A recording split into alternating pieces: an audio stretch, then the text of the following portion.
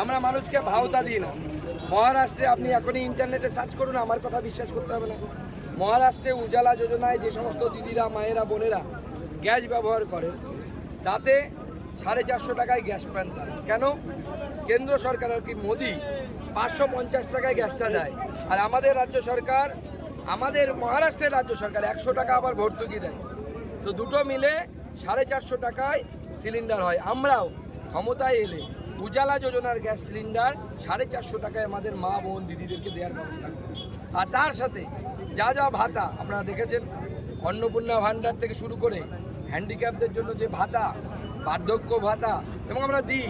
হরিয়ানা সরকার, ছোট্ট রাজ্য হরিয়ানা, আপনি গুগল করুন, গুগলে খুঁজে দেখুন, 2750 টাকা বার্ধক্য ভাতা, প্রতি বছর 250 টাকা করে বাড়ে, এবার বেড়ে হয়েছে।